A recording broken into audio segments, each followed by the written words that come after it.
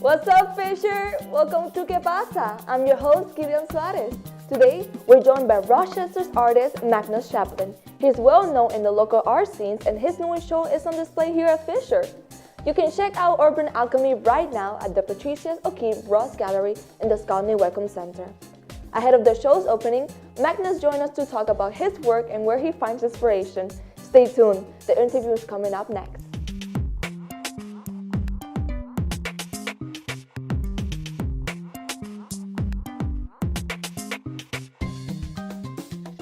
Welcome back! We're joined now with Magnus Champlin of Magnus Apollo Design. Magnus, thank you for joining us. Oh, thanks for having me. So you have a very extensive background in arts and marketing and even public relationships, just to name a few fields that we found. So why don't we begin by talking a little bit about your career journey? My career, I have a resume that is as tall as I am. I'm very much a person that I want to know how to do everything in life, and I like following a fun adventure. Like if I have an opportunity, I take different paths. But I definitely look for the new shiny thing in my life. So I've done everything from design work. I did scuba diving and marine biology for a bit. I've done and I really enjoyed, I kind of fell into doing more artwork and being creative and being kind of a creative problem solver here in the city. And that has really been a fun creation. So like the fun process for that sort of thing. So. Of that, you shocked me with the scuba diving biology there. Oh, I'm a science nerd. I actually used to do I'm really a big science guy, science geek, and I was actually working with people that side tangent, I guess. I like aquariums and stuff, so I was actually working with marine biologists who were studying the effects of animals like pet trade on native animals, like how much a pet would. So I was actually traveling. I was in the Red Sea for a little while, scuba diving and stuff, and that's actually where I was doing some drawing because I'm not good at taking pictures underwater. And I would scuba dive and I would come back up and I would draw, like I saw this animal and draw, and like, oh, it's that. So I was actually sketching that way. And I was doing artwork and illustration because I was actually, at that same time, I was working at an agency here in the studio, in the city. And I was doing like a layout for catalogs and like print material and that sort of stuff. So I had to do a little bit of drawing. So I was just, over my course of my life, I kept doing more artwork and more drawings. And then I realized people were having more fun watching my drawings than the stuff I'm working on. And as I was doing some of that science stuff, and sadly enough, this is like 2004 or 5 or so, I was doing marine biology. And at that point in time, I was already seeing the effects of like climate change and like watching reefs die. A lot of my research would be studying animals before they would be destroyed, like, before man screws stuff up. So that was very heart-wrenching to watch. So I found myself, as I was doing more artwork, like I work with the Seneca Park Zoo here in Rochester, and I was using my artwork to make positive benefits for those making positive ripples with the environment, with nature, with that. And I realized if I can use my skill set to help very talented people make a world better, I would do that. So like if you go to the Seneca Park Zoo, all the signs, if there's an illustrated sign, it'll be like one of my animals and stuff. And I'm currently helping them. Like we're reforesting Madagascar, working on some projects that way. So I'll do illustrations to help raise awareness for campaigns, or even their slides for the presentations to help raise money for it. And I also like being problem solving too. So I'm not just doing artwork, but if they have a creative endeavor, they toss ideas at me. So I help them also, not just artwork, but I like being a problem solver too. So they bounce ideas around, what I can do to help, because I did marketing and social media stuff for eons too. So I have a lot of skill set. My course of my life keeps adding more cool skills that I apply to almost every career path I go for. So I'm just kind of like a skill hoarder. I want to try to take as many as I can to use those to make awesome things happen in life. You're basically a jack of all trades. Yeah. I'm definitely not a master of any of them. Definitely a master of none. But I like being a jack of all trades. I want to know how to do it all in life. That's a good skill. And it kind of leads perfect into your own business. So looking at Magnus Apollo Design, tell us a little bit about how you branched out into your own business and what it took to get there.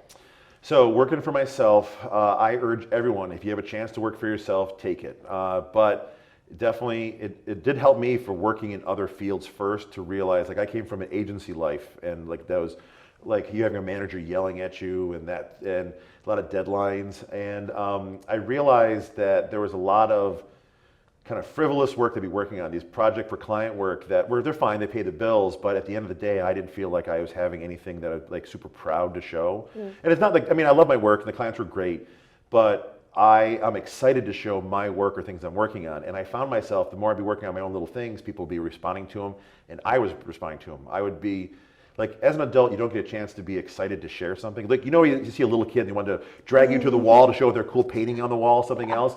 No one has that effect anymore as an adult. Unless you do, like, there's a cool thing, like Rochester has Rochester Contemporary, the Contemporary ROCO, the Contemporary Museum here in Rochester. They have a little 6x6 show. So slight side tangent. And everyone puts little 6x6 art pieces in. And that's like, people are very excited to do that sort of stuff. And I watched myself be excited sharing the work I did. But the best thing about working for myself, I always kind of worked, I started off very well. When I first came to Rochester, I worked for a design studio, and the woman, her name was Nancy Valeska. She was like almost a mentor. I worked for her for many years, and she set the perfect tone for why working for yourself is the way to do it. She had her whole career was working with, we did like the print material and that stuff, but she would have a major job that would be a 6 or 7 month heavy duty job, and then would take 2 months off or so to enjoy your passion. So she was a woman that wanted to ride horseback through Montana and be gone for a bit. So I came to the city, I graduated early from college, I was like 18 or so, and I was like working in a design studio, and we would do mad hours. So we'd like sleep there to get the deadlines done, and then we like, see you in 2 months, and she would tell me like, I don't want to see you for 2 months, here's all this money, here's a thing. She realized that life experiences were the thing you needed to have. Like for instance, the one bonus I got, she gave me, this is back in the 90s, how long ago it was. But my bonus was, because I worked hard, she gave me tickets and a tent for the Woodstock '99 that happened. So because she went to the original Woodstock. She was like, so she's like, listen, you need to have experience in your life. You have 2 weeks off, here's the tickets for Woodstock, here's a tent. Don't bring anything back, just don't get arrested, and I don't want to see you for 2 weeks. So I realized dealing with her, I worked for her for about 15 years, and it set a tone for understanding that you don't need to be working heavy 9 to 5 to get all that stuff going in there. But then when I got into working world, that fell away. I had to put in mad hours that, like I would be yelled at that I wasn't working hard enough, and I just did a 12-hour day.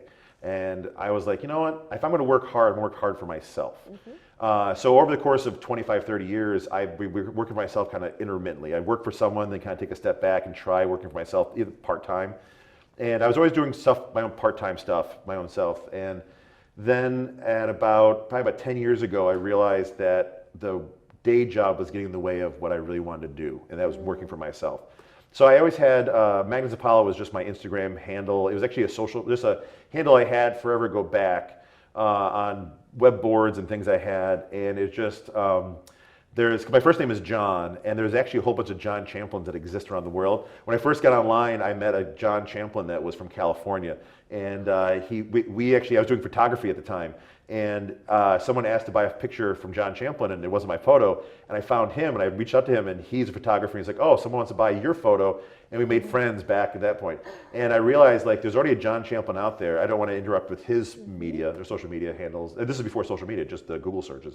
And so I just leaned into Magnus Apollo, so I just been doing that. And so over the course of the past 15 years, I just kept adding more focus on working for myself. About 5-6 years ago, I went full-time for myself. I have a studio downtown, because I love Rochester, so I wanted to have, my first studio was over actually in Fairport, around the corner from here. And it was nice, but I like being in the downtown area of Rochester. I want to be near the folks that way. So I know this is a big convoluted path, but eventually about 5 years ago, I quit my day job. Actually, I had a house that I sold, and instead of buying a house, I used the little extra cash to fund myself for a few months, being like, okay, can you do this in 3 months? Like, here's 3 months of your salary, you can pay for yourself. I kind of budgeted out in my head, being like, this is I can work straight, and put that money down, and that was it'll be 6 years ago in a couple weeks. So, so I'm working for myself, and I just network my whole job, and working for myself is not necessarily a job where my goal is not to make money, it's to make the benefits that feels good to me, like making those positive ripples out there. If I was in it for the money, I wouldn't be working in an art. I'd be finding a better paying job or something else that way. But what the working for myself has brought much more of a feeling of accomplishment. I have the opportunity to go do stuff, and that's the big key, is the opportunities. Like, I've had a chance to, like someone like go tour something, go meet someone. I can say yes versus before I'd have to like ask the manager, can I take a Tuesday off? No, we can't take Tuesday off. We have some stupid job to do. Now I can be like, boss me says I can take Tuesday off because I got to meet this person or talk to this person. Or so my whole path has been kind of a convoluted way, but just been doing more and more. I like working with other artists. I like communicating with people. So I kind of join forces with folks when I can. So I've been slowly accruing by, I work with other studios if I can. If they need a hand, I'll be there for them as well. So that's, again, convoluted stories. My whole life is that way, but there you go. So. Oh, I love it though. Oh, it's thank very you. nice. Very nice. I feel like a lot of people think that our path has to be super linear, but you can be all over the place. And I think you proved that because at the end you find what you wanted to do. Yeah. And I love that. I love that you went from like Seneca to doing actually it was biology first, and then the Seneca Zoo from working with somebody to working alone. And so tell us a little bit through all that path and all that motion. How did you end up finding the type of art style you wanted to focus on? It's a lot of trial and error, and also watching people interact. It was the art style that works for me. It's actually funny, but I'm hanging out with other artists. I watch other artists do stuff. I actually didn't think I really was an artist per se, but like say 10 years ago, I got asked to be in an art. The exact same time I was asked to be in an art team, I was actually asked to be in an art show in Rochester. So it's actually funny, my very first art show, I had 2 art shows in the exact same day. 2 different buildings, 2 everything else that way. Because I was actually on Instagram and I was just drawing. I would send a little note to, at that time, the girlfriend at the time, she was away to college, but every day I would send a little postcard with a little doodle on it. And I'm a doodler, I always was drawing stuff. And I never thought I was really artistic, an artist per se, until one of the guys, the gallery owner, he's like, hey, we're doing an art show, do you want to be in this? I'm like, yeah, sure. At the exact same time, this art group invited me to be on this team for a show, and the people on the team were phenomenal. They were people that I followed, I loved, I had some of their art on my walls, and they asked me this question, you want to join? I turned behind me, I'm like, wait, me? You're talking about me? I had no idea. Go back and look at my first art pieces, you'd be like, oh, you're trying. And but I hung out with these amazing artists. There'd be these 10 people or 15 people one part, and there was an oil painter, there's a sculptor, there's an illustrator. 2 of them were like art teachers, and I'd watch them and being like, oh, that's how you do that? Oh, I had no idea. So I started doing that and learning from them and just spending time with other artists and building. I love the collaborative energy. Even if I'm not working together collaborative, just being around artists, I learn and figure out how to do stuff that way. And also I have a desire that I never want to be the worst artist on a wall if I'm doing a show, in a group show. I don't want to be the worst guy on there. Not that there's ever a bad show, but I don't want to look like, oh, everyone's better than me. So it gives me a push to always be as best I can and surround myself with talented people. And then my art style evolved. Actually, I'm having more fun doing digital art because I'm still not, I mean, I can draw, I can paint, I can do all sorts of stuff that way.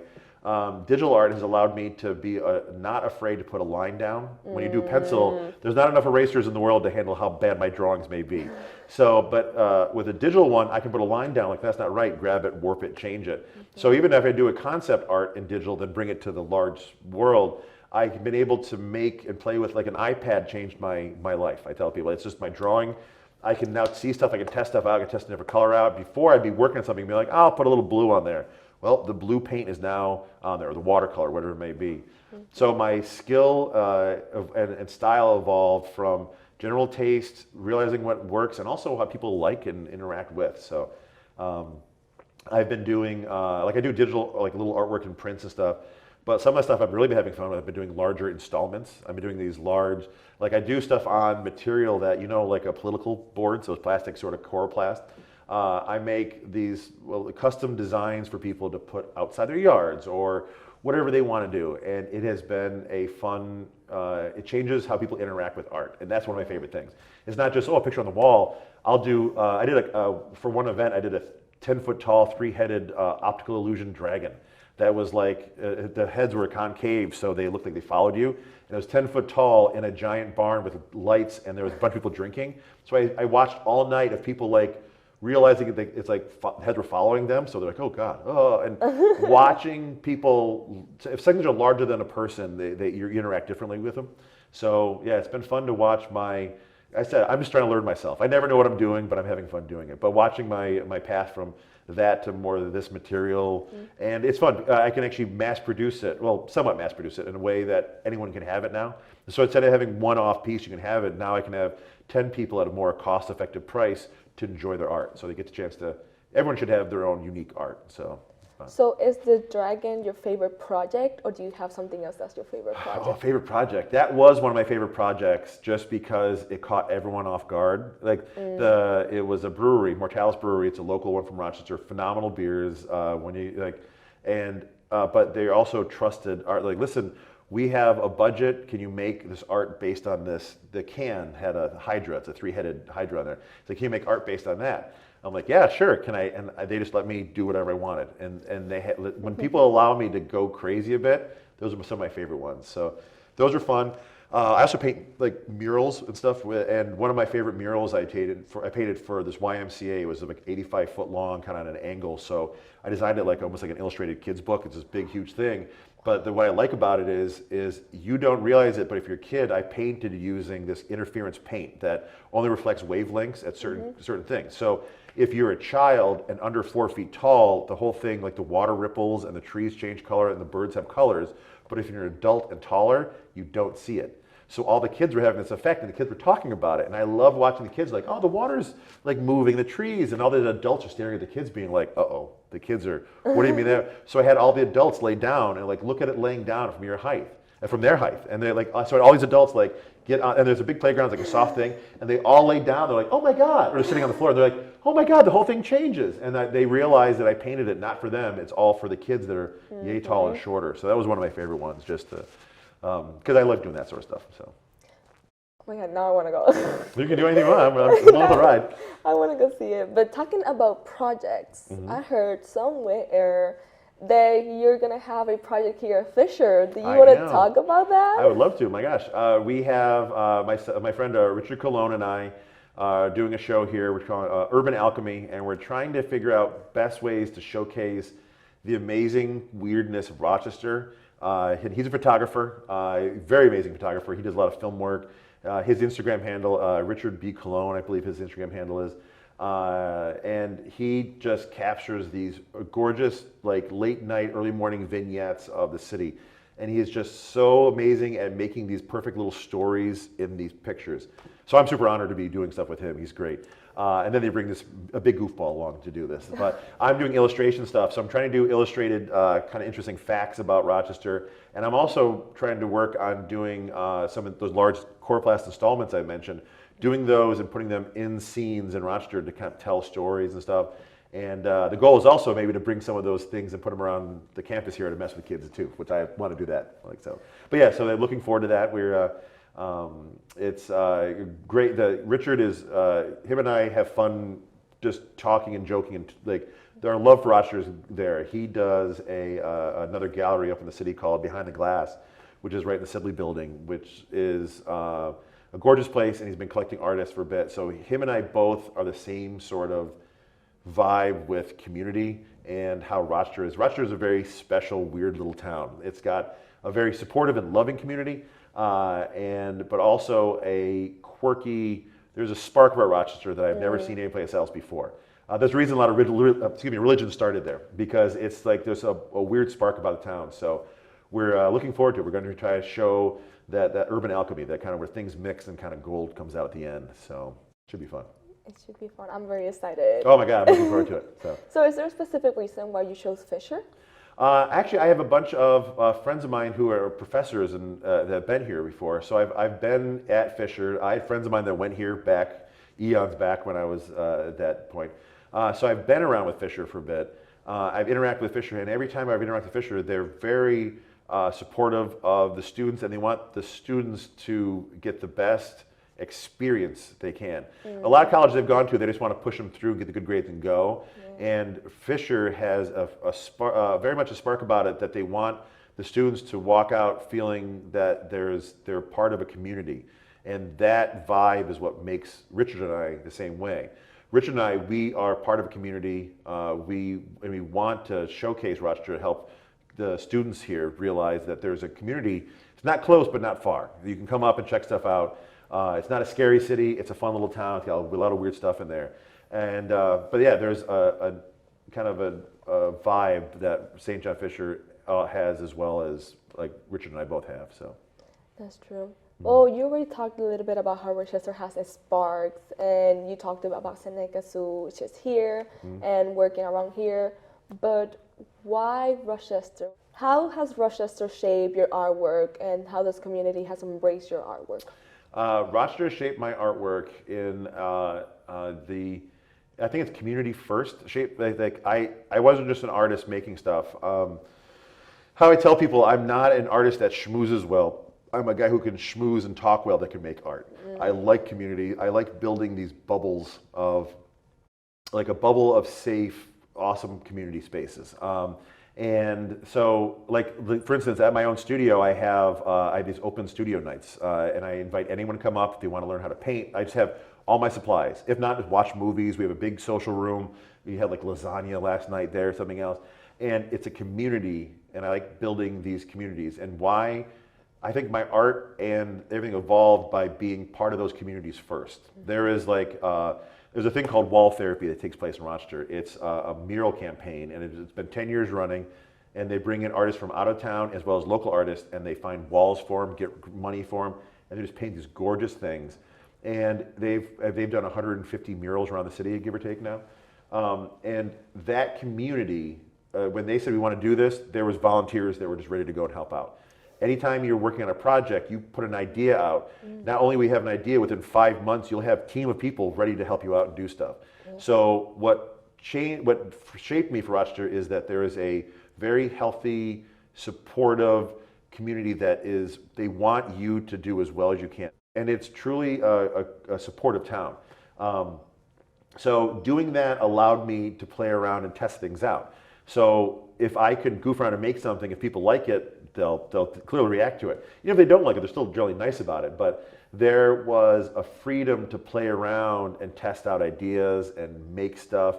And you would have a supportive person. There's a lot of places, I've traveled different cities, and there's a lot of groups that are a little more, not say backstabbing, but they really want you to fail because they think if you fail, they'll do better. And it's not a zero-sum game. I think like a rising tide rises all boats. If we all are doing good, we all do better, you know? So I want you to do good because I want you to succeed. I want my friends to succeed. And Rochester is that way. Like if I put out something that I want to do, I'll have 10 people within the first post be like, need some help? And I'm like, perfect. So having that freedom and that feeling that it is safe to try things out allows for the opportunity to learn how to do better things. I think a lot of times people get stuck and get nervous that they need to do this one thing, you gotta do it right, so they gotta focus on it, and if they fail, they're not gonna, like, they have one chance. You know, if you have one chance, that's not the way to live a life. You need to fail sometimes. I don't ever want to fail, I try not to, but I take the chance that I may fail. I may test something out, it may not work, but my art has, and I have a kind of a weird, fun sense of humor. Like, I don't make art for every person. I'll make a piece of artwork, and the 5 people in the back of the room that laugh at it, those are my people. They're like, oh man, you get it? You're like, the rest of them, they don't get it, but you and all of us, we get it. And having that fun little, there's a fun community that always willing to take a joke, to run with you, to help you out. So that has been really what it is. It's the community of Rochester that allowed my art to keep trying new things out. Like just toss it at the wall, see how it's gonna work, so. I love that. That's actually yeah, it's right like the city for it. It's a great city. You gotta come visit it more often. I love it. Try to get all the students come up. It's a great town. So how can we find your studio? How can we contact you? You did mention like an open studio. Lasagna nights. So how can we reach out to you? So Magnus Apollo I'm on all social media as Magnus Apollo. And my studio is right downtown. I'm in and out of it a lot because I'm always doing a zillion things. But message me on like Instagram. My favorite thing is Instagram because I'm very much picture versus text sort of guy. But follow me on anything on Magnus Apollo. I still say Twitter. I don't say X. So Twitter, Instagram, TikTok. My website is not super great. I'm redesigning it now because it's more of a portfolio to show than. But yeah, message me. I would love to. And if people have questions, I like, one of the things I have is a good ability to network. Like I enjoy having an awesome person meet another awesome person. So if someone wants to come up, you have a question, like I would love to know X, Y, or Z, let me know. So Magnus Apollo, I tend to do Wednesday nights. I do my open studio nights at my studio. Anyone's available, if they want to come up, they're more than welcome to come up. and it's just an open place. It's a safe space to come hang out. Watch a weird movie, and we try to every week try to learn something if we can. Like if someone has a cool skill set, like last night, people learning how to throw pottery because we have a potter there. We're trying to do welding in the summertime. If an artist comes in and wants to know how to do it, we'll try to find someone that can do it as well. So I have art supplies, painting, markers, whatever you want to do. So, but yeah, Magnus Apollo, message me, say hi. I love meeting new people. I have a goal to meet someone new and learn something different every day. So message me. I'll definitely try to come by. Let's see if I can get some pottery class. I want to make little vases and stuff like that. Oh, I'll show you. My God, the woman who does it, she's amazing. And if not, there's also plenty of other cool potters I can introduce you to in Rochester. There's a lot of talented people in that city. So. Well, I'll hold you to that. So sadly, that's all the time we have for today. But Magnus, thank you for coming. Thanks for having me. And as always, thank you all of you for watching, and stay tuned for the next episode of Que Pasa?